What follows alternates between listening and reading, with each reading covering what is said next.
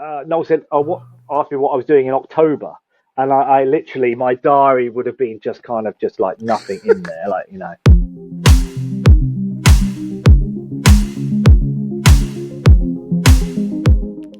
Hello and welcome to the Keyboard Chronicles, a podcast for keyboard players. I'm your host, David Holloway. I'm thrilled as always to be here with you. Unfortunately, my good mate and brother-in-arms, Paul Bindi, can't make this show. But I tell you what, I've just come off an interview and I'm on a bit of a high. I just had the privilege of talking to Mr. Mikey Rowe. Now, Mikey, as you'll hear, has had, I don't even know where to begin with his career.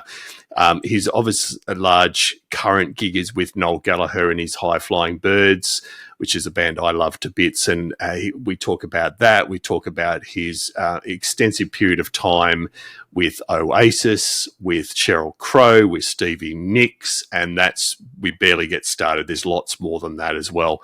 So yeah, I hope you enjoy this one as much as I did, and I'll talk to you after the show. Mikey, it's absolutely wonderful to have you here. Can't thank you enough for taking the time on this, what would be a sunny Monday morning for you, or midday for you. So really appreciate it. A rare sunny morning in February in the UK. That's true. As you might know. True. Yeah. So yeah, I thought I said to you before we started recording that you've had such an amazing career to date that I didn't know where to start. So I thought we would just jump all over the shop. So I thought we'd start with just the last 6 months. What have you been up to the last 6 months? Okay, last 6 months. So it's predominantly been working with Noel Gallagher. So he was in Oasis, who I used to play with, and then he and his brother split up, and they've both gone solo. And so he has a thing called Noel Gallagher's High Flying Birds, which I'm involved in, have been from the start. I'm kind of the MD of that. It's a horrible phrase. He's in charge, of course, but I kind of do stuff for him with that. So we've been touring quite a lot in the last 6 months, kind of Europe, UK, a bit of Asia, not Australia, unfortunately, a bit of South America, a bit of the States. And that was pretty solid up till Christmas. And I've kind of started producing a record the last few weeks, and I go out to Belgium and Holland tomorrow to do that. Right. So the last 6 months is mainly been Noel. I think a couple of sessions, couple of day sessions, but nothing kind of. Noel's been the chunk of my time. Yes. Now, so let's talk Noel and the High Flying Birds. So I'm probably one of those rarities, Mikey, that obviously I don't know anyone in the world that wouldn't be aware of Oasis.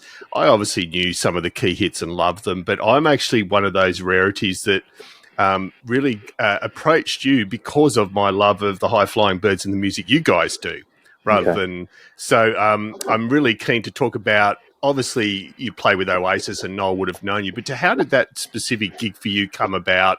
As far as when Noel, formed the new group, what was sort of the process there? So I left Oasis. When was that? So I played with Oasis about 5 years, and then I stopped touring with them. I think it was from like '97 till 2002. So just after they made the two great records. The ill-received third record, I was involved in that. So, that tells you quite a bit about my influence. And then, so I worked with them for 5 years, and then I left. But I always got along really well with Noel. We would do a lot of the recording together, him and I, and the demos and the recordings on the album. But I still recorded on their album, but I just didn't tour with them. So I did a couple more albums with them, I think. But I always left on good terms with them, and I went and did other stuff in America. And then when he split up, I just got a call from him. And luckily enough, I'd been living in America. My wife and I had come back, and we just had our first child, blah, blah, blah. And he just got in touch, and I went and I hadn't seen him for like 10 years or something. So I went up to the studio and had a chat, and and he was kind of just started recording his first solo record, and I just played a bunch of stuff on about 4 or 5 days. I think I just kind of blitzed his record, and yeah, that was it really. And then I've been involved ever since. So it was, yeah, it was very lucky for me because I come back from the States and kind of figuring out what I wanted to do. And yeah, he got in contact, and it's been great. Yeah, I really enjoy it. Yeah, no, absolutely. And so, for those that are unaware of Noel Gallagher and his High Flying Birds, I mean, if you can for us, Mikey, describe the music, because it's not just an issue of here's the Oasis Part 2. It's far from that. There's some brilliant innovation and stuff in the music. Just tell us about your role within the band. You mentioned the dreaded MD word or whatever, but just the musical style of the band. Kind of changes a little bit, but what often happens is I'll go to his studio and he'll have the song possibly in quite a basic form, and then I'll just put a load of stuff in. So he'll probably want me to do a kind of obvious keyboard part of a kind of piano-y or Wurlitz or something quite traditional in terms of that kind of thing, and then I normally then just kind of fuck about, really, excuse my French, and just blast a load of different stuff. I kind of have a laptop system with a load of pedals now, and I have kind of lots of instruments I've sampled from around the world from friends, as well as using software instruments and that kind of stuff. So I kind of have a big library that I'm always mucking about with, that I then record, and I put on lots of pedals for effects. I normally record a dry version of my sounds and my parts, and a wet version. But yeah, he just kind of lets me just have kind of a stream of consciousness and throw a load of rubbish at it, mad stuff, and then he'll go through it, kind of get rid of the bits he doesn't want, and kind of keep the bits he does like, and then he'll then work on the rest of the track. A drummer, and Paul Stacey is kind of co-producer, who I know I've worked with a lot, and Jeremy Stacey, his twin brother, who does the drums. All the band, actually, he's getting the band more involved now, his band. And then I'll come back at the end and kind of do any little kind of fairy dust little things on the top when it's kind of 90% there. Or if you like something I did, but I didn't play it particularly well, I'll have to redo it, that kind of thing. So yeah, so I kind of go in quite early, and sometimes I do string arrangements, just fake strings very quickly on Spitfire strings, and then he'll get the real orchestra to do that. So I'll go in quite early on, and I'll go in at the end, and that's kind of the recording process. But he has the songs fully formed, kind of in his head, if not the direction, but the songs are there, so that's kind of all done. And his acoustic, if there's an acoustic guitar demo, it's just, his timing is so good. He's so good with an acoustic guitar. It's really easy to play along to, kind of. I find it quite easy to play along to. Very solid. Yeah. And I'm assuming, Mikey, your MD role probably applies even more so when you're playing live. Yeah.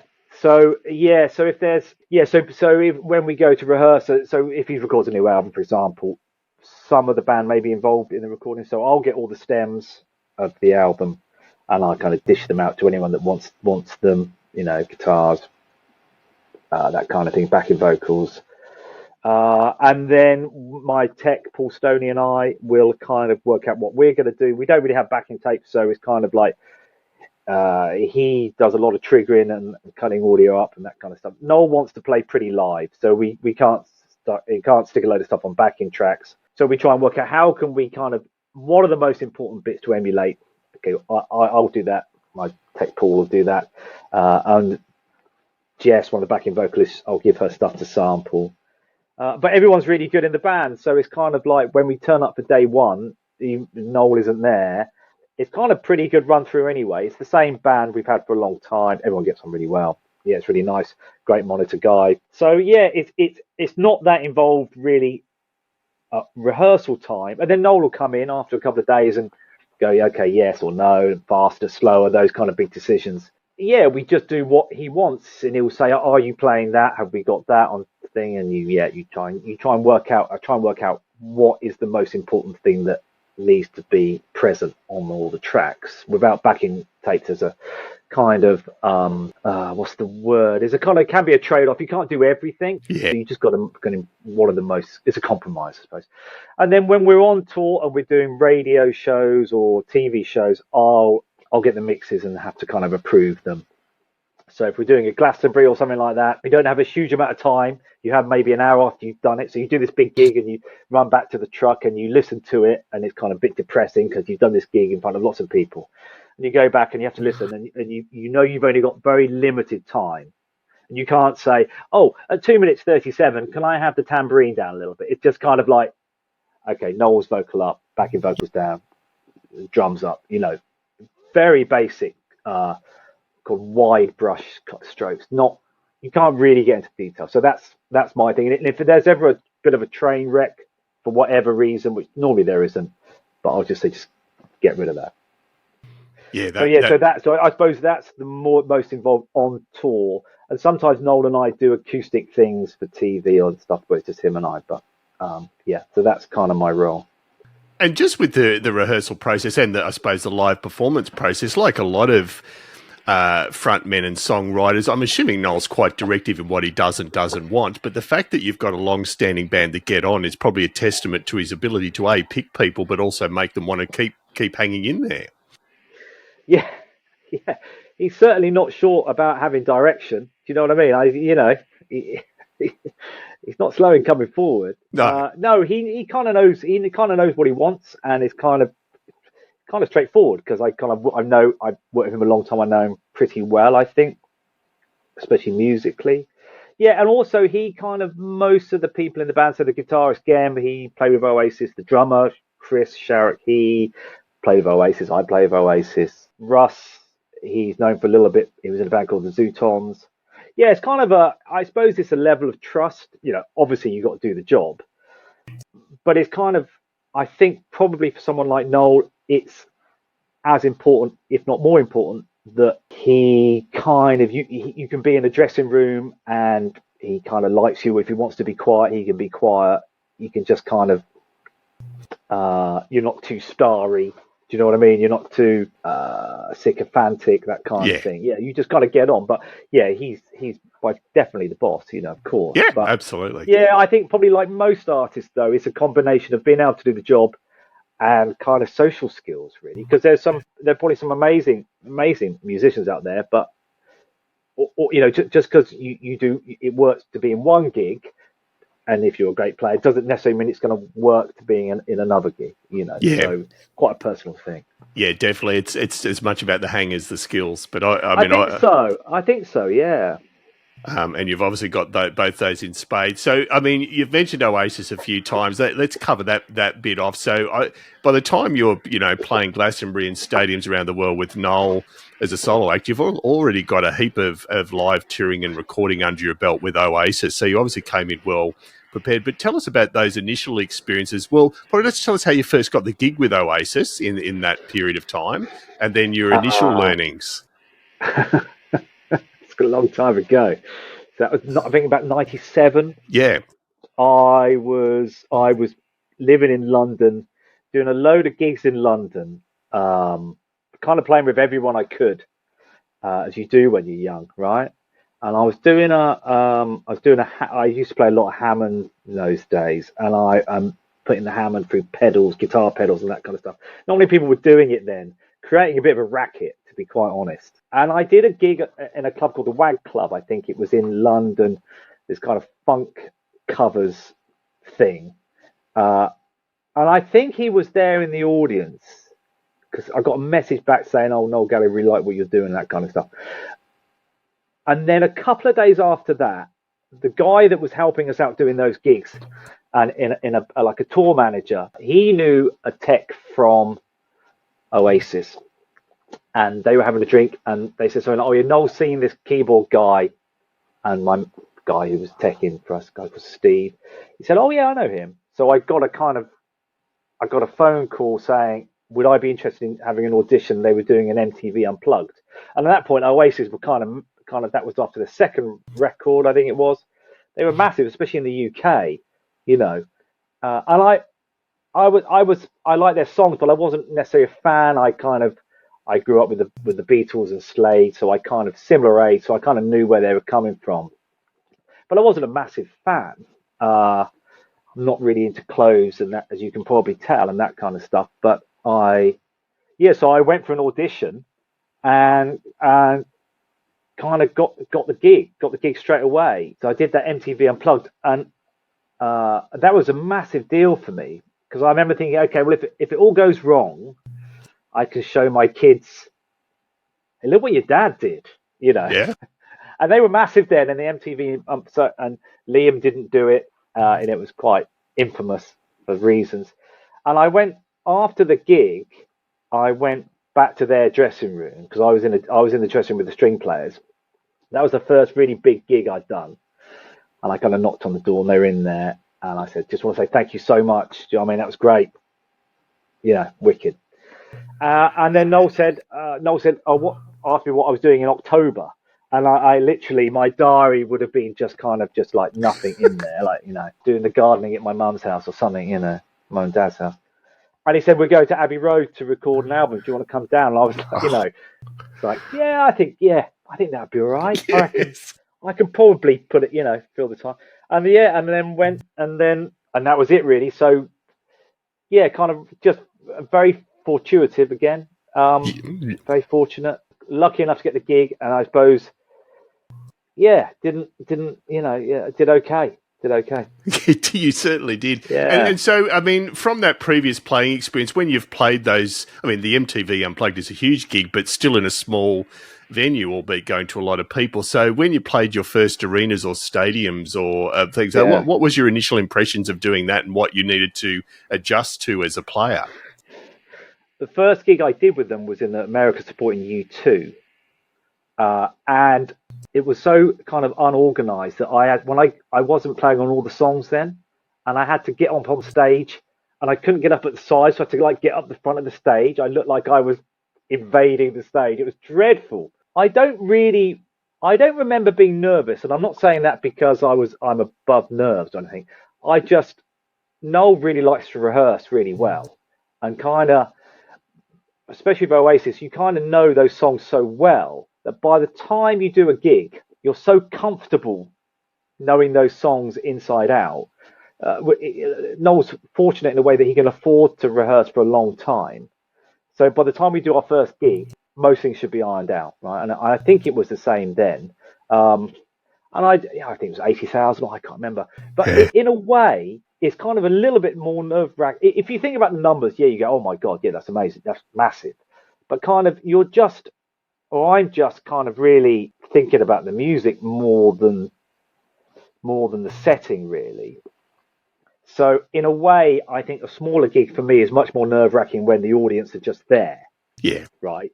When they're so far away and you've got in-ears, you're aware that they're there, but I'm just looking at Noel or the drummer all night. Do you know what I mean? Especially if I'm doing acoustic stuff, I've just got my eyes on Noel for his, just the way I play. So kind of in a way, for me, the bigger the gigs are, the kind of less nerve-wracking they are. I think when you've got a TV crew following you about, for me, I'm more aware than, oh God, my hair's really receding, or God, my glasses, they need a clean, or I bite my nails, they're going to look shit. Do you know what I mean? All those kind of stuff's coming, I kind of, the size of the gigs, the bigger they are, especially within ears now, because you can control how much of the audience you have. And I kind of like hearing Noel's acoustic really loudly because his time is great, and we all play to that really. So it's all about the acoustic and the kick drum. So the first gig, it sounds kind of like, well, oh my God, what was that like? Having kind of played in gigs in London or the UK and then going to that, but I don't think it was the actual gig itself wasn't as big a deal as the kind of, oh my God, I'm going to be playing in front of that. The facts are more impressive than the reality in a way. No, that makes sense. For those of our listeners and viewers that have done a little bit of TV work, most people don't realise with the TV cameras just how close they are as well. Yeah. So particularly in close quarters, they can be literally less than a metre away from you. You sort of turn your head and they're right there. So I can imagine that can be a bit off-putting at times. Yeah, it can. Or they put little cameras on the keyboard.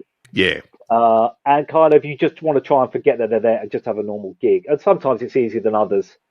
But yeah, you just kind of, I think it's one of those things as well. The more you do it, the kind of less That's it's right. just a gig. And Noel's not precious about that kind of stuff. You know, it's just a gig. Yeah. He's not too worried if there are big fuck ups. I don't think, No. because there aren't anyway. But yeah, he's fine. So sometimes if there are songs that I kind of think shouldn't go out, I'll say to him, "Look, I'm not got that out." And he goes, "Oh, why? What's wrong with that?" And I just something was a bit tricky. But I think he's kind of fine with probably letting it go. Well, he trusts me enough, so Yeah. he must be kind of okay with it, really. Yeah, I mean, I'm making a big assumption here, Mikey, but just from watching, media interviews with Noel, he seems authentic. You get what you get. He says what he thinks, and you know where you stand. Yeah, I think so. I mean, he's just really sharp. He's just Yeah, really intelligent. He's so sharp. Yeah, I think so. I think he's pretty for a kind of for a massive famous for a famous person. He's remarkably I don't want to say normal. That's the wrong phrase, but he's remarkably kind of. I think he's remarkably down to earth for someone that attracts a lot of attention in the media. Still, that's right. Yeah. I think so. Yeah. And I'm really interested in exploring. I know with both Oasis and Noel solo that you do a lot of do a lot of organ, piano. I think a bit of mellotron. Tell us about the broad sound sets that you now have to use across all those albums and the sort of huge back catalogue you now have to cover. So it's mainly from MainStage. Yeah. So that's kind of that's like a computer system, if you like. Most of the sounds on the record come from my MainStage rig with all the sounds or virtual instruments. Sometimes real piano, sometimes real Hammond, but 90% of it is coming out of my box, out of my sound card. And we'll have a lot of we have a lot of MainStage users that would be listening to this or watching this, Yeah. Mikey. What are some of your go-to plugins you use? Most of them are sounds that I've kind of created over the years. I like the Urine stuff. Yeah. I like the Scarby Roads. I Yeah. use that a lot on records. A lot of really weird things that I've mucked about with over the years. Hammer and Waves do some good piano stuff. So a company in New York. Addictive Piano is pretty good for sitting in a mix, not too grand sounding. What else? That's a very good question. I use a lot of. I've got quite a bit of analog gear, and pretty much if I come up with something that I like, or I'm doing a session somewhere with something, and I come up with something like, I'm able just to kind of do a few keys of that and do a rough kind of span to my sounds. Not particularly hi-fi, but yeah. So it's a combination of Scarby stuff I've used for a long time Scarby's for the great. Rhodes and Wurlitzer. Yeah, nothing super special. Spitfire stuff for strings. Yeah. Nothing super weird. I've got a few odd things. My friend who's got a room in the studio here is a guy called Pendle. He does sound dust instruments that are kind of really kind of great and unusual. So sometimes I'll make an instrument with him. Mellotron. So I've got what have I got here? I was going to say, I said we're going to jump all over the shop, Mikey. Let's do a bit of a virtual tour here. Tell us about what you've got in your studio there. Okay. All right. Okay. So just to finish that conversation, though, so we've got MainStage, and then I have a little Hammond with a little Leslie. Oh, yeah. And an old Mellotron single thing on the top there. I forget who made that. In the studio, so I've got an old, so I've got a load of hardware here which you can't see. Telefunken Spring Reverbs, Yamaha Spring Reverb, a PV Valve Verb, TC Electronic, which actually was Noel's guitar pedal he used a lot. That's interesting. Load of compression, 1176, 1178 is APIs there. Space Echoes, load of old stuff that hardly works there. And then keyboard wise, I've got an old bass station that I haven't used in 20 years, but I keep it because I did a lot of stuff with Oasis for that. Got MS-20. Oh, yeah. Got a Wasp, which has been which I use quite a lot, which I love. Korg MS-2000. Don't use it much, but did quite a bit with Future Sound London with that. Yep. And a Kruma Multiman, which is a kind of a weird old 70s. I don't know if you can see it, but that's lovely. Kind of a Radiohead kind of thing. I love that. Mellotron Rack. A few other bits and pieces down there. Jupiter 4. Oh, wow. Seal. Orchestra 2. The Leslie's, Farfisa, Hammond Sounder, a weird old Hammond organ, little thing, Optigan, Hammond B3, Clav, Rhodes, Pianet, little Tandy, synth. My friend's dulcet tone, pedals dulcet tone, Wow. piano, Wurlitzer, and another Hammond organ. Yeah, I That's mean, a, yeah. it's. I have to say, I kind of embarrassed to say this, but I don't switch on that stuff enough as No. much as I should do. But the Opticons are not that common anymore, too. I'm just thinking, I think across our 108 episodes, I know one other guest that's mentioned that. Oh, really? Really? Yeah. I think Roger Manning has one, the guy, keyboard player for Beck and Jellyfish and that kind of stuff. That's why I first came across it. Yeah, a great sound. I don't use them as much as I should, to be No. honest. I've been meaning to kind of get out of the box more and use the older stuff just because it's a different way of working, a bit more enjoyable Yeah. maybe. But what I do, I tend to throw everything out of. I don't know if you see this, but I've got a load of pedals there. Yeah, yeah. I tend to kind of. I use Logic a lot, so I tend to throw lots of stuff out and go through old pedals, memory mans, and that kind of stuff to get my sound, I suppose, if you like. Yeah. And any viewers or listeners need to check out Mikey's website, which we'll link into the show notes, because the Wasp, for example, is front and center on the website, which is great. I don't really know what I'm doing with oscillators and that kind of stuff, I'm afraid. I'm not a synth guy. I've got friends who really know what they're doing. Envelopes, filters, I don't really know. I just muck about until I kind of like it, really. That makes two of us. And I can't let you get away without, you mentioned Future Sound of London and sort of its predecessor, the Amorphous Androgynous, because that's, I mean, you can't get much more different than Oasis and Noel than that brilliant music, which I've, loved over the last 20, 25 years. Tell us about your involvement with that and what itch that scratches for you. So that's great. I mean, I started with them way before Oasis. I was in a rehearsal room in London with the band that I was in, Rachel Stamp, and they were next door. And I used to get there kind of a bit early and muck about with keyboards pre pedals. And they heard what I was doing, and they said, "Do you want to come and get involved?" And I really didn't know who they were. And one of the guys had blue hair, Gaz, and Brian was the other guy was very quiet. And yeah, I just went in and I found out they were Future Sound of London. They did Papua New Guinea, and I used to just go and bring my keyboards and just muck about, and they'd record loads of stuff and then put it together in a really interesting way.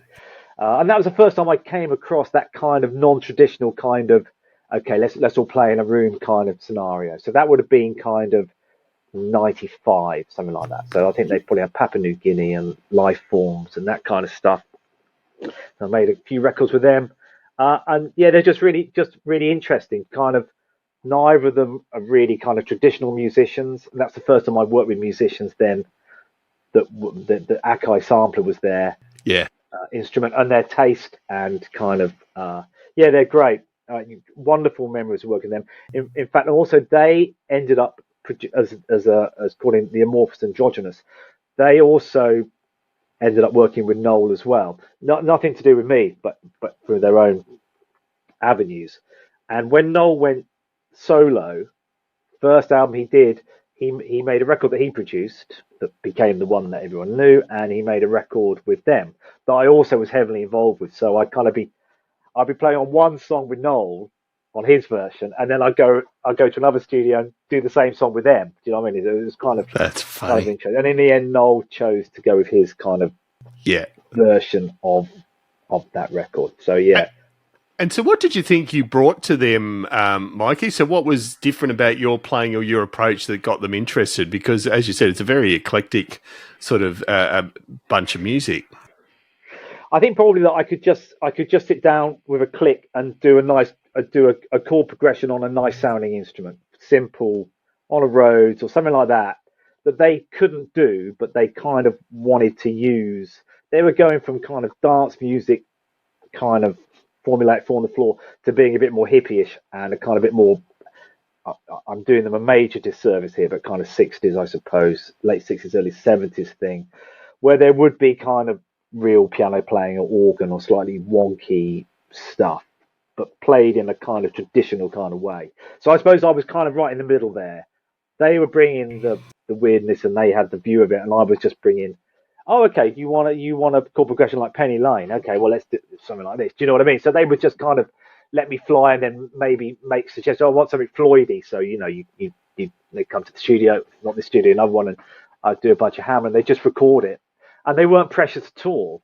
And kind of I just recorded a lot of stuff, and they went away and used it, and I did do some gigs with them. Yeah, it's just a lovely another way of working.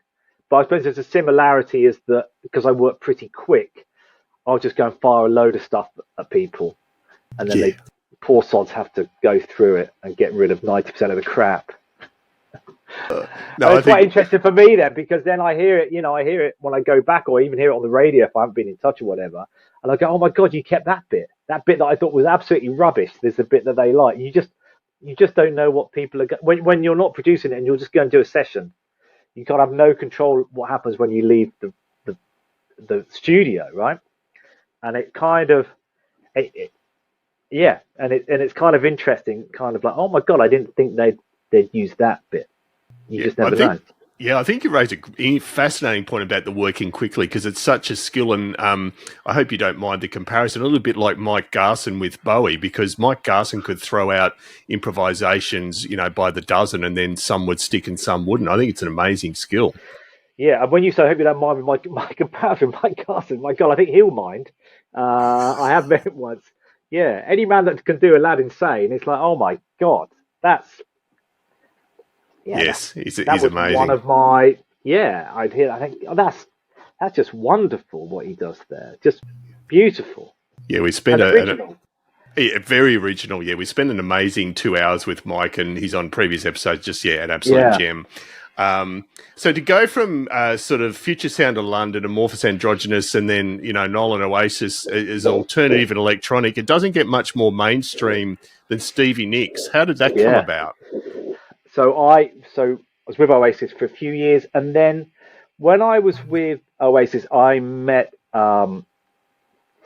became a really good friend of mine, a guy called Tim Smith, I was in America, and I was a massive fan of this band called Jellyfish.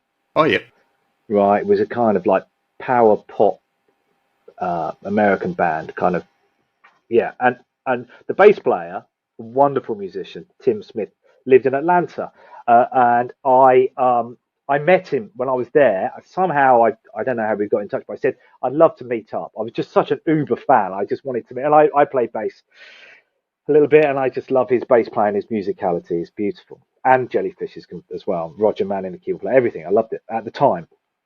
And so we met, and then we had a drink one night in Atlanta while I was there with Oasis. He came to the show. And I think it was very loud, this show. I think that poor guy. Anyway, then he started playing with Sheryl Crow, and they were coming over to London to do Top of the Pops, this TV program where you mime. And he said he got in touch, said, "Look, do you want to come and mime?" And it was like, yeah, and and I met Sheryl, and we got on really well. And then she asked me if I wanted to have an audition for a band, and I was still doing Oasis, so I was kind of juggling, and I got the gig, luckily. So it meant I was in America most of the time with that, and then juggling it with Oasis, and then I had to make a decision, and I'm going to go with Sheryl, because I just wanted to change. I've done Oasis for a few years, I wanted to change, So I was with Sheryl for a long time, and then through Sheryl knew Stevie Nicks quite well, and that Fleetwood Mac kind of world, and so I'd met Stevie Nicks a few times, and it's really nice, played with her a couple of times, but just in a kind of a band, she'd come play us. And then she was making a record with Dave Stewart and another guy, very famous guy that I should remember his name. I'm afraid I can't. Alana Morris, Seth, Jagged Little Pill. Oh, yeah, I know. Producer. Anyway, yeah.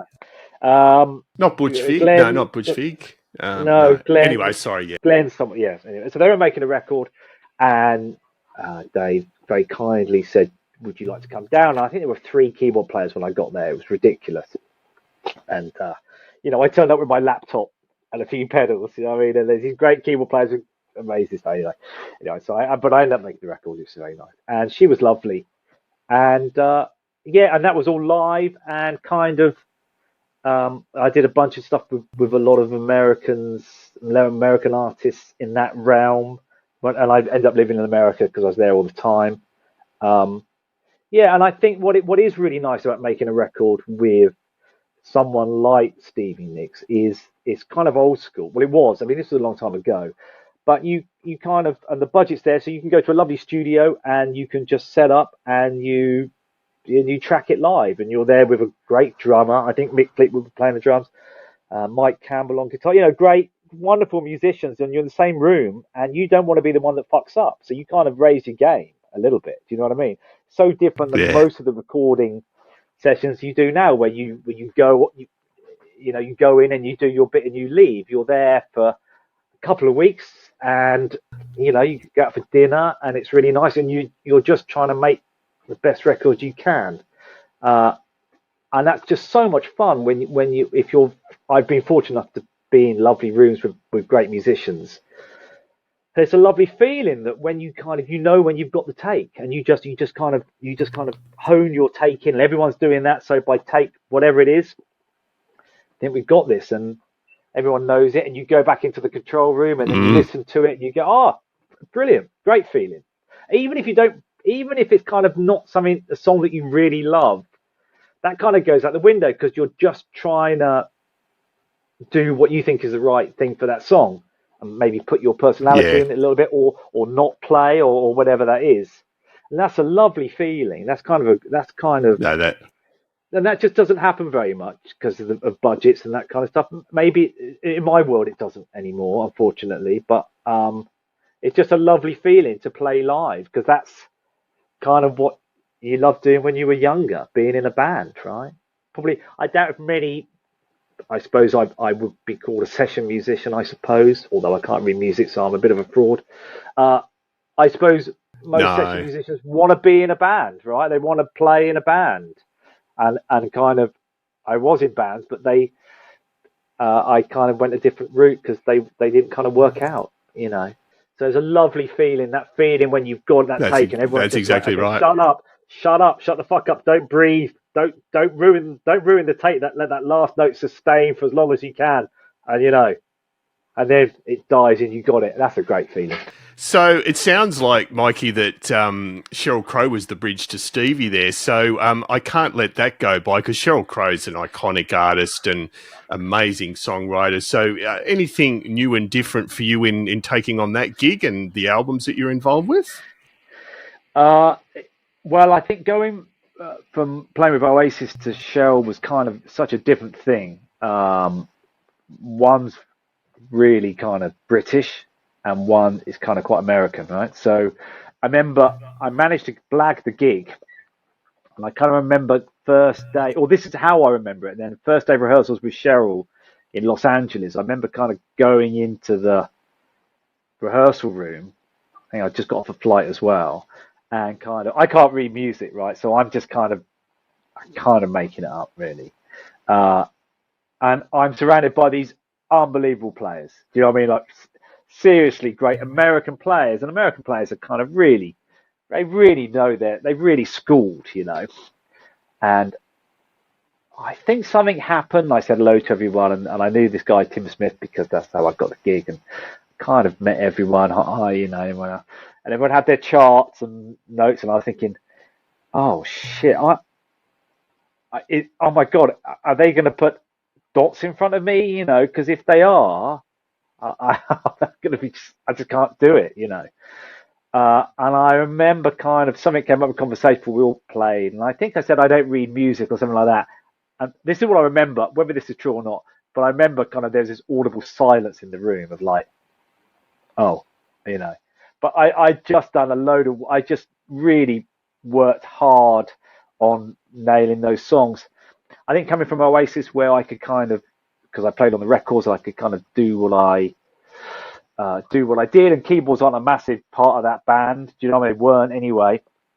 Kind of, it wasn't about me, and it was so loud, it was so guitar based. I'd play a bit of an intro, and then it'd be lost. You couldn't hear me on stage. So with Sheryl, everyone was a bit quieter, and everyone was like listening. It was kind of quite different, and it was much more kind of slick. And I definitely kind of started that and was a bit kind of, yeah, I'm going to just throw a load of volume at this like I have to in the UK. And over there, kind of, it's not like that. So that was definitely some adjustment, playing with different kind of musicians and playing with Americans rather than a band. So Oasis were a real band, genuinely were a real band, and where this was a kind of band. Sheryl's name on the lights, everyone's an amazing player in their own right. It's kind of different, and I had to kind of change my game in some way. Cheryl's got amazing ears, and she would play most of the keyboards on the record. And she's got this a lovely American touch that I don't have instinctively. So I had to work quite hard at trying to copy that. And I never quite nailed it, to be honest. I never quite had it. When she would sit down and she would play something, just a simple chord, there was just something in it. You could just tell it was kind of this lovely Americana thing that I tried, and I never, if I'm totally honest, I never completely nailed it. Do you know what I mean? I did my pastiche of it, you know, and it worked. And I was with her for 11 years. It was great, and I had wonderful times, great band, made some great friends, and with Sheryl as well, and the whole management, everything, wonderful. So through her, I got to play kind of with a lot of American artists, and I then lived in America, and I just kind of, because all my work was with, all my sessions were with American artists, really. And I was just very fortunate to play with some amazing musicians over there, And I want to dig into the little bit about the not reading music, because I would nearly guarantee at least half our listeners and viewers are probably in the same boat. I know in my case, I can read music if you give me a month to read it. But if you sit a chart in front of me, forget about it. So, how did you actually woodshed, for example, with Sheryl, those songs without the ability? I assume it's a lot of listening to the music and great by ear playing. Yeah, just listening really, and trying to get the sound absolutely right. So I think that's the key, right? So if it was a Hammond, say she was doing, say I was trying to emulate a organ part that she played, I would, unless you've got that sound pretty close, no matter what you do, isn't going to sound like the record. And I think when you go in first day of rehearsals with anyone, and they're paying you as a side person, you just have to nail it. Try and nail the sound, and try and nail the part. But if you haven't nailed the sound, instantly you're making it hard for yourself, because then potentially they might start closing in on you. So it kind of, you make yourself easy if you can nail the sound. And then, and then if the part isn't exact, you can work on that. But if you haven't nailed the sound and you haven't worked the part, that's a bad day one, because probably everyone else has at that level, right? That's the first and foremost. With Noel, it's a little bit easy because I've played all the stuff on the records and they all come from my sound. So when I do something with Noel, I always save it, so I know that's the sound. So when I hear it on the record, I've saved it exactly as it is, and I take a picture of the pedal it's going through, so I know exactly how we got that sound. So there's less kind of prep work in that respect that I have to do. And also it's easier if you're going out live and you play the parts, because you've come up with these parts, and we all play in our own way, good and bad, right? So you kind of, your hands fall in these places, in these parts, much easier than if you're trying to emulate someone like Sheryl, or who was the guy, wonderful Ben Montench. He played on a lot of the records, before, and he's just such a lovely sound. It's kind of like, Jesus Christ, I've got to copy that, Jesus. But you kind of do your thing and you hope it's good enough, because I'll never play like him and he'll never play like me, but it's much harder if you're going in and you haven't played on the record, for sure. So speaking of laid back people, tell us how the gig came about back across in the UK with David Gilmour and Rattle That Lock. So that was actually nothing to do with. That was actually what's the word? Well, that's actually through family. My wife's uncle Charles Littledale, has known David Gilmour from when he was very young. I think possibly even before pre-Pink Floyd days, and David Gilmour had moved down to Brighton, which is where I live, and this is where the studio is in England, in the UK, on the south coast. I think my Uncle Charles said, "Oh, my nephew Mike, he's got a studio with an Hammond organ and all that kind of stuff, and he plays for Noel and Sheryl and all these people, And so I kind of didn't think much more of it. And then I got a phone call out of the blue from David one morning, and it was like exactly as you would imagine David Gilmour to sound, like just a lovely kind of headmastery kind of guy. Oh, hello, is that Michael? I said, yeah, such a lovely guy. He said, will you come down to the studio? So I went down to his studio, which is very close. Went to his house, had a cup of tea, and I walked into his studio, he's got numerous studios, and as you would imagine it to be, guitar. I don't really know anything about guitars, but I imagine there's some guitars there that are probably worth a fair amount of cash, right? And he said, would you like a cup of tea? And it was so nice. He had an assistant, an engineer, but he made me a cup of tea and was like, oh, so nice. And then he was playing me some music and there weren't any lyrics. And so I was just doing a bit of piano and some organ and that kind of stuff. And then I think we did a video or something there. I didn't do that much with him. And I think he got various different people to play on his records, So I think I ended up on a couple of tracks, but it was a lovely... He's just he's as well as being an incredibly tasteful musician. He's just a very, very, very nice guy, as you would imagine him to be. As are most people. I think most people I've worked with. I mean, probably very fortunate, but most artists I work with have been very nice, And I remember he was playing the guitar, recording a solo, and he picked up like any guitar that was around. They were all, I don't know, they could have been lovely or terrible. And he plugged and he went for a Zoom 1204, a little of rack, 80s rack, about $100 kind of rack. And he plugged in and he tapped his tempo in. I forget what he did for the delay. And he plugged it in and he just played. He sat back and he played, And it's David Gilmour out of a £80 Zoom 1204. And you're going, yeah, it's never about the gear, right? It has to be him. And yeah, for that alone, it was amazing. That's brilliant. And I mean, you had serious experience under your belt by then, but I'm still assuming by that stage, even that was a bit of a pinch yourself moment. Yeah, it was mainly though, really, because I'm a massive Kate Bush fan. Yeah, so I kind of wasn't as interested. I did ask him a few questions about Floyd and stuff, but I was actually really interested on what he thought about when he got that first Kate Bush demo, when she was like 15 or something, and the man with the child in his eyes and that kind of stuff.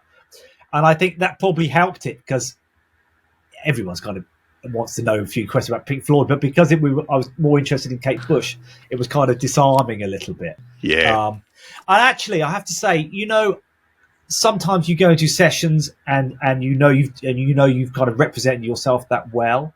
I actually don't think I did a great job with Dave for whatever reason. I think also I had my laptop box of tricks, and he's a real old he really loves the real thing, and I kind of think that was possibly the wrong way for me to go in. Do you know what I mean? But you live and learn. Do you know what I mean? You can't get it right. You can't get it right every time. And then when he went out on tour, I was hoping to be asked, but I wasn't. He used Greg Villengains, amazing.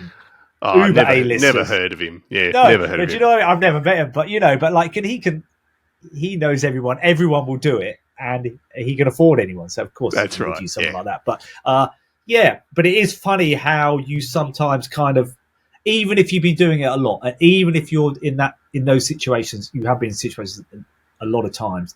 It doesn't necessarily mean to say it's going to perhaps flow as well as you'd hope. That's right. Yeah, great point. Really, right? Yeah, no, absolutely, great point.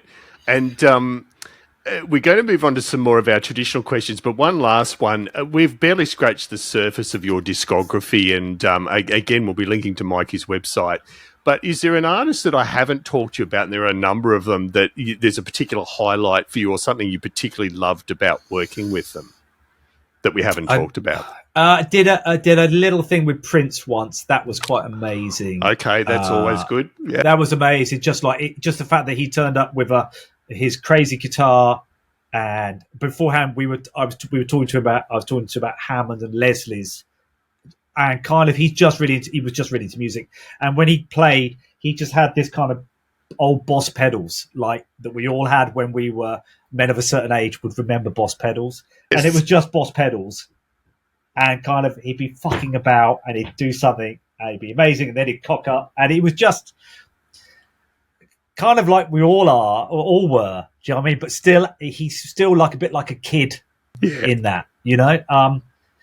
Was that a studio session, Mikey? It was. Or live? I did do a studio thing, but it was a live thing. But I did do one recording for him that never came out.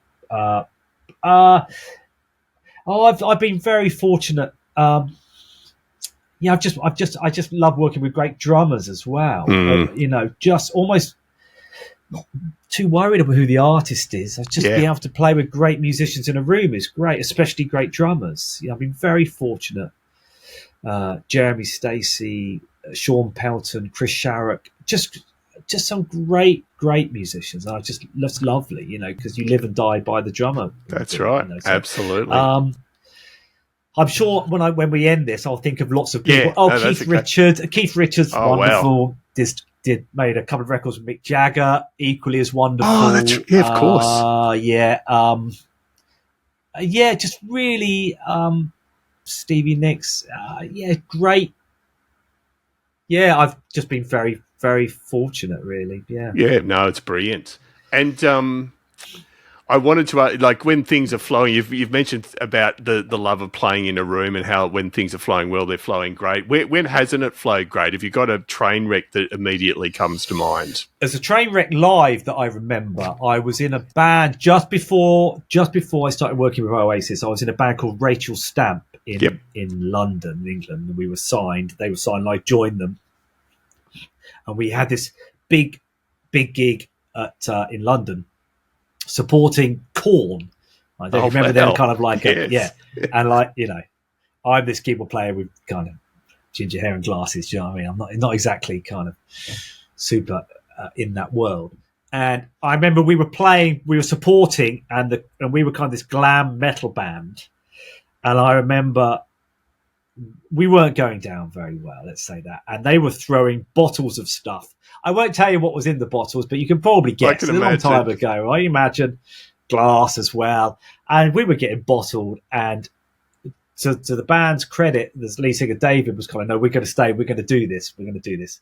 And I just wanted to get off because, you know, I didn't want to break my glasses. Well, who wants urine on their keyboards? Yeah, exactly. Yeah, exactly. So, and I remember I saw this particular plastic urine-filled device coming my way, like over there, I think it was. And I sit down when I play, and I dodged it, and in a rather kind of annoying, smug way, I kind of looked kind of smugly at where it was coming from to say, "You can't get me." As I was doing that, another one came and hit me on the side, and I fell off the stool. That was kind of, and if that's, I think that was luckily before YouTube. And luckily, being a keyboard player at the back, so no one really cares. Do you know what I mean? You know, I'm not there for the way I look. I'm there for what I do. So it's kind of, I remember that was kind of that was kind of an early kind of memory. Just playing gigs in front of no one, just doing that for a long time, right? And then you do gigs in front of people, and it's like, oh, that's really nice. That's really nice. That's right. But, it was really nice. Just on that train wreck, just for our regular viewers and listeners, I hope you feel privileged. In the course of, I think there'll be one episode between Jim Prime's and Mikey's now. We've had a feces and a urine anecdote in 2 out of 3 episodes. It's brilliant. Yeah, I mean, it's universal. It's the universal side of we don't like you, you know. I thought it was just UK based, but it's nice to hear that it's kind of international. Well, yeah, so you know Jim's was Scottish and involved Little Richard, so I'll wait for you to watch that episode. Yeah, okay. I can probably imagine. Yeah, God, Little Richard. Wow. I can't really think of too many anecdotes. If you're a keyboard player with glasses and you're sitting down on stage, supporting a band and no one likes you, you're kind of an easy target, right? You can't move. You know what I mean? You've got your glasses on. Do you know what I mean? It's like you're fucked. Your only hope really is that the lighting guy isn't lighting you, which kind of happens to most keyboard players anyway, right? That's right. It'll be sod's law. The one time that you do get lit is when someone's throwing a can of piss at you, kind of thing. Exactly. That would be sod's law, right? Otherwise, you're in the dark. No, I love it. That's honestly one of the best ones yet. And be assured, even though it probably is pre-YouTube, I will be searching in the hope of finding it. Perhaps I shouldn't have said it. Yeah, it's probably going to get out. Yeah. I can't really think too many. I mean, sometimes because I produce records now, sometimes you kind of things aren't working in a studio when you've got a band, so you just try different things, and you can normally get something working. Do you know what I mean? That's right. No, that's brilliant. Thank you for that. That was excellent. Tag a keyboard player is another one of regular questions. So is there a keyboard player out there that you've always been fascinated by that you'd love to hear more about their story? Roger Manning. Yes, you mentioned. So I'm going to look. Yeah, he's a great player. He played with that band Jellyfish. That's when I first came across him. American guy, Los Angeles. I've met him a couple of times. All right. He plays with Beck. Beck is one of his big gigs. Yeah. So all that lovely C change, all that lovely stuff he does with Beck. He does a lot of sessions, a lot of strings as well, I think. Beautiful. Kind of underrated. No, that's good. I mean, that's you've taken. I also like non-keyboard players that play keyboards. Okay, because that's a good one. It's kind of like that kind of straightforward, nothing kind of too honed, just like bang, this is what I want. Especially if it's on a piano, like for going from D to G or something. I like that kind of simplicity of just doing what it's got to do without any baggage of, I'm a great keyboard player, and even though I'm going to play those two chords, I'm going to put in something that kind of, Do you know what I mean? It's kind of, I'm going to put in that nice little note that's going to sound great. There's none of that shit. It's just straight. And I kind of, that's kind of admirable in a way. I like that. So when you pick up an instrument and you can't play it, you don't play it a lot. Kind of, there's something to that simplicity, naivety sometimes that's really valid. Yeah. No, absolutely agree. Great insight. Yeah. And then we have the dreaded Desert Island Discs question, Mikey. God. 5 albums. What are they? Dreaded. It's so dreaded. I mean, do you know what? I thought about this morning when I was coming here to the studio. Now, I've got a mixture once, and I will regret. It's really hard. When I've heard people do this before and they say it's really hard, I think, no, it's not. Just do it. But it is hard. So, I suppose. So one of the most influential records for me is Radiohead, Paranoid Android. Yep. I remember when I first heard that there's a program in the UK called Jules Holland, and I think they'd done one album, Pablo Honey, so I knew of them, didn't know them that well. And then they did Paranoid and I can't remember what track it was. Great album. And just to interrupt, Mikey, have you ever done Later with Jules Holland? I have, I've done it a few times. What was that like as an experience? Yeah, great. I was a massive fan of Squeeze, and so he was the piano player in Squeeze. He's a lovely guy. Yeah, Jules Holland, lovely. Yeah, it's great because you're kind of in a room, and there you go. You're not round other bands that much. Only at festivals. And then you get there so late, you're on, and then you leave. So you're around all day. So you see these great bands or people that you don't think are great, but these other musicians around. And it's great to go and listen to actually what they do right there without the bells and whistles of studio trickery, Yeah, such an iconic show. It's a great thing to do. It's a great show to do. There aren't many like that around, I don't think. No, such an iconic show. So I remember when radio played. What's the album called? Is it Paranoid Android? Yeah, Paranoid Android is definitely one of the albums. Yeah. Yeah. Okay. So whatever song they did, I can't remember what they did, but I remember my brothers and I, we were all watching it at the same time. They're both musicians, and we rang each other afterwards and go, "Did you just see that?" Johnny Greenwood just kind of. And I think I was playing with Oasis then, and it was kind of like, oh my god, this is going to change. Yeah. This is going to change guitarists and it did. Brilliant. So that's number one. Around the same time, a band called Supergrass, three-piece band from Oxford. Gaz Coombs, In It for the Money, song called Richard III. Yeah. Just love that. Some of Gaz Coombs' solo work's brilliant as well. Love it. That's my next album. And my friend in the studio, Wayne, said, you can't do two Gaz Coombs albums, but the Gaz Coombs solo album, Matador, Yeah. I absolutely adore. It's and brilliant. I've been fortunate enough to get to know him a little bit. And we've done some gigs with him and he supported us. And I think his musicality and his songwriting Amazing. right now, I just love what he does. I'm quite gushing when I see him. It's kind of like, I just kind of think he's brilliant. He is. He's just such a lovely musician. And when he writes a ballad, it's never too syrupy. Just always on the right side of cool. He's great. So Supergrass Radio, Gaz Coombs. Beck, Sea Change. Yeah. I love that. I love the recording of that. Nigel Godrich again. I just love that. Yeah. And probably then, the Growing Up album would be probably A Hard Day's Night by the Beatles. Great pick, yeah. Only because I grew up on a farm. My parents were farmers in the middle of nowhere. Got two older brothers. They were both guitarists. Both loved the Beatles. I just remember from 2 years old listening to the Beatles, and I'd play along the piano to the Beatles. And that was my education from... That's kind of how I got into music from then. Yeah, so very fortunate that my brothers had good taste, and I think it was kind of a long time after the Beatles were popular. So it was great that we were kind of behind the times, because it's a very fortunate musical education to grow up on. Sure was. You know? No, great 5 picks, Mikey. And I just wanted to throw back something you said right at the start of the show about Slade. Slade are one of the most underrated British bands. So you were fans of them from the beginning. I'm not super young, but I just loved even their latest stuff. Things like even Rogues Gallery, the album. Some superb synths and like very cheesy, but some great keyboard work in there. I think it was Jim Lee, wasn't it? I think Jim Lee, he was the bass player and the violinist. I think he did the piano. That song, How Does It Feel? Yeah. That's just a great piano. I remember hearing that. And I think I kind of really like that kind of keyboard playing within a traditional band. Yeah, and then that's right. with Oasis, so it's kind of similar in a way. Yeah, that's right. I always quite like that kind of, they're doing keyboards, and it kind of works in that band with electric guitars and drums. So I kind of, I loved the way the records sound. And people bang on about Noddy Holder, and he's an amazing voice, but the band. In fact, Noel got some footage he sent through of them playing live, kind of just in this club somewhere, I think, on TV.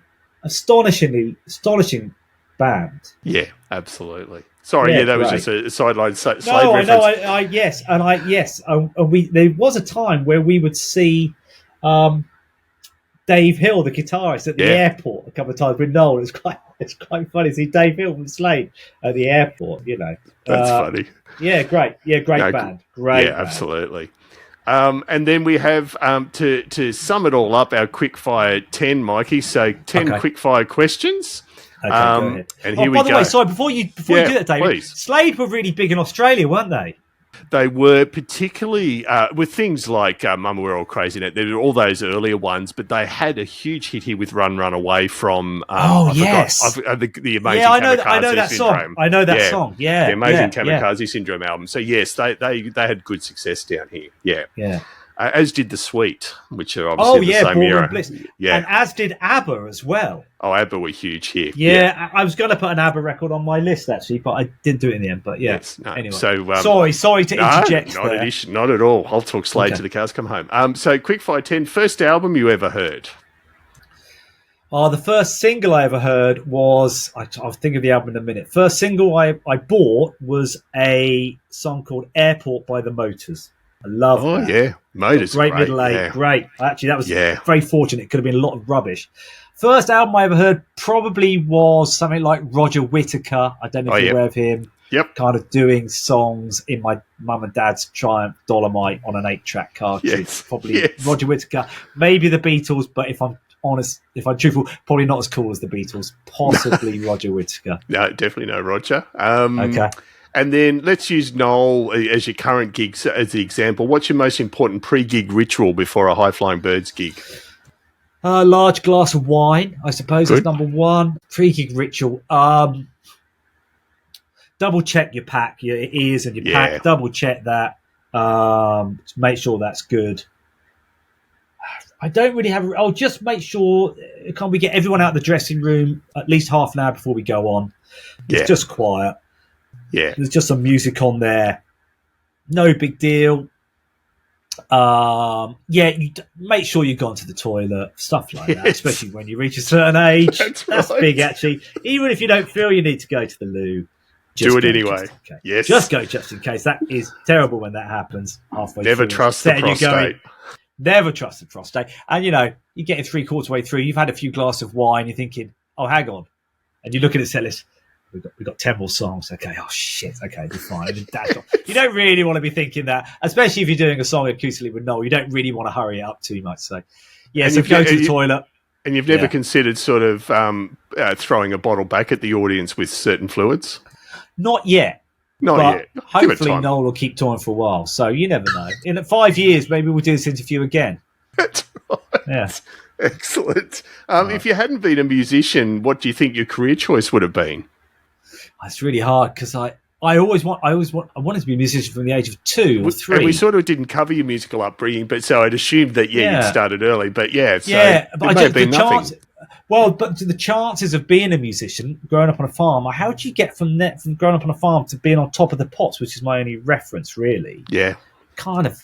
I don't know. I don't know what I'd have done. Yeah. I think I'm really into. This is so dull. I'm really into old cars or old motorbikes. Oh, yeah. So I probably and houses. Done a trade. Done up old houses. Yeah. With an old car in it. I don't know. Something like that. That's good. Yeah. Transpose button or adjust on the fly? Transpose every time. Yes. Fuck it, why not? C major. Right.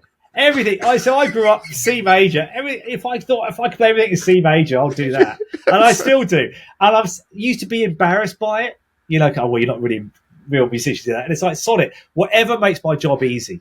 Yep, whatever makes my job. But I've kind of found that I'm just looking at the keyboard now. I kind of found that like E, A. I'm really bad on the black notes, starting on F sharp or G sharp. I kind of playing with guitarists most of my life. Yeah. A's, D's, E's. Most things are okay now, but not starting on a D sharp. That's right. You have to do it sometimes, but there is a danger though, because if I know that if I'm prepping for a gig and it's on my computer system, it's on MainStage, obviously Transpose, but I know that if I'm gonna have to go to a piano somewhere, in a studio with Noel and do it, if there's a chance that that's going to happen acoustically, I will learn it in the nasty key. Yeah. Because otherwise, you go and then you do it live with a real piano, and you're like, you're just hoping you don't make mistakes. That's you can't right. do anything you want, really. You're just not trying to look like an idiot, really. No, exactly. Yeah. If it's possible, Mikey, favourite gig you've ever done? I really like playing acoustically with Noel. We did a gig in Scotland once, he and I. I really like that. I really like the way you have to be really present doing those acoustic gigs. Favourite gig? Doing a certain gig with Sheryl when lots of different people came up and played. Great musicians, Keith Richards and Stevie Nicks, Eric Clapton, that kind of stuff. Prince gig was great. Yeah. But the acoustic stuff for me with Noel, I think I really enjoyed that. That's the best. Yeah, great. And again, if it's possible, favourite city you've ever played? Oh, I was in Toronto recently. That was great. Really, I don't know. That's the great thing about touring. If you're fortunate enough to tour like internationally, like I've been, kind of you get to see Tokyo. I mean, difficult to think of a favourite city. Melbourne, Sydney. Oh, it's so difficult. We don't go to Australia that much, so every time we go there, and I did live in Melbourne for a year when I was very young, when I was kind of 21, or something like that. So it's nice going back there. And again, apologies as an aside, Mikey. So I assume you were part of the band. So I think I've seen you play. You were part of the band when you supported U2 on the Joshua Tree tour. Yeah. So I did. I've seen you live in Sydney. Yeah. Okay. Did you come to that? Yeah, I was at the Sydney show. Okay. Yeah. That was pretty amazing. That what they do. U2. I wasn't a massive fan. And I didn't think I knew the Joshua Tree that well. When you're there and you see it with the screens and you kind of realise, shit, I know every drum fill on this record without knowing. I mean, they are just brilliant at being U2 and just very, very nice, really generous people, seemingly, who kind of remember your name and kind of like, and very generous, But perfect pick of you guys as a support, though. And the reason I went is, yes, I love the Joshua Tree, but what sealed the deal was you guys were playing. It was great. That's very kind. That's very kind. Favorite song you've played at any gig you've done in the last year? Is there a song you particularly love playing at the moment? Song called Dead in the Water that I do with Noel. That is acoustic, just me and him. And we recorded it. He started playing. We were in Ireland doing a radio station session, he and I, and he just started playing this new song, and I just started playing. Never heard it before, and that's the one that ended up on the record. And I wanted to change it because I don't like what I did on it, but he wouldn't let me. It was just one take stereo. Brilliant. Dead in the Water. Love it. So I like playing that. I like playing that because I just like the acoustic stuff with Noel, because he's so great at playing acoustic guitar. His timing is so good. It's kind of easy to kind of land. I don't have to worry about time, and it's just that's you right. know he's going to be almost metronomic about it, you know. Yeah, superb. Yeah, I love that. Favorite music documentary or movie? Oh, Spinal Tap, really. I think. Yeah, it's got to be Spinal Tap. It gets more valid the older you get. Do you know what I mean? Right. It's just kind of it's just fabulous. Yeah, I think so. I think that's my favorite. Trying to think of any more. One recommendation I make, if you haven't heard it already, is The Greatest Night in Pop, which is the new Netflix one on the We Are the World sessions. There's a whole bunch of footage in there that had never been aired before. Fascinating stuff. Yes, I'm going to check that out. I was going to say, there is quite a lot of stuff. I go down rabbit holes sometimes of particular bands in studios. So it's kind of a YouTube thing. But I think as a documentary, I think it's got to be Spinal Tap. Yeah, still. Agreed. No, I haven't seen it for a long time, but I think it still is. No, excellent. And name one thing you'd like to see invented as a keyboard player that would make your life easier. I'm wondering if it's like a piss bottle shield or something. Yeah, I mean, that would have been useful in the old days, not so much now. I think it probably already exists, actually. I was going to say, with Arturia stuff, you put the plug in and your decoders on your MIDI controllers automatically seem to do something, right? Yes. So you can get happy accidents like you can on pedals. Yes. So I wouldn't mind people coming up with plugins that somehow automatically default your MIDI controllers without you knowing it. Yes. So you come up with happy accidents, or that'd be great. Mainly unhappy accidents, but with the odd happy accident, you go, that's great. Yeah. I think once you start mapping parameters and you know that does release or that does time or feedback, then I'm going to do the same old stuff, but the same old stuff I've done. Yeah. Whereas I think if there could be a few surprises with that would be great. A couple of my friends have got the new, I think it's the Roly thing or the new keyboard. Yeah. The Osmos? Yes. It's not Roly, I'm not sure. But they tell me that's quite interesting. Yes. I'll probably check that out at some point when everyone else has passed on it. I'll probably check it out in a few years behind these things. Yeah, I kind of think... I like making my own sounds anyway, so there's nothing... do you know what? A really, really good Leslie simulator would be really... And there are kind of quite good ones, but a really good one. Great really picks. Good one would be great. No, excellent. Yeah. And last but not least, your favourite non-musical activity, hobby? What keeps you sane outside of this mad business? I'm guessing something to do with cars or bikes? Yeah, old cars, old motorbikes, old houses. Got an old house in France I love going to with my brother. I'm going to be very boring, cliche kids. Love a kids. Yeah, that's got a dog. Being quite normal, as you might have guessed. Yes. I kind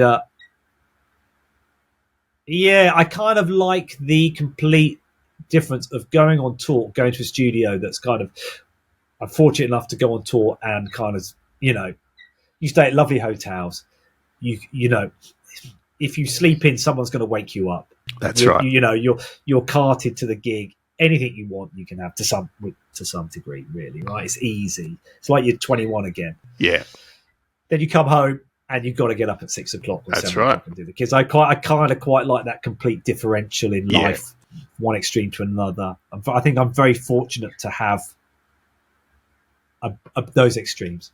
Yeah, agreed. And I think it's that perspective on life that's stood you in great stead, Mike. I can't thank you enough for taking the time you've had and will continue to have, obviously, an amazing career. And you've given some brilliant insights, and we hugely appreciate it. Cheers, David. That's very kind. I was kind of dreading this. I don't do many interviews. I kind of was like, oh shit, what am I going to say? I don't know. You've made it very painless. And there we have it. As I said at the start of the show, I got a bit of a buzz out of that one. Mikey was such a great guy to speak with. It was a real privilege, and yeah, cannot thank him enough again for all his time. I hope you enjoyed it. So I don't even know where to start with insights that came from that. But I know a lot of us that listen and view this are people that play in cover bands and are weekend warriors and don't do this gig as a full-time thing. And what you're seeing there is a man that's made a full-time gig of it, that, you know, has no pretensions, but is still a brilliant player, an incredibly well-respected session musician. And it sort of gives us all hope, really. I think it's just brilliant. What a talented man. So again, thanks again, Mikey, and we look forward to keeping in touch.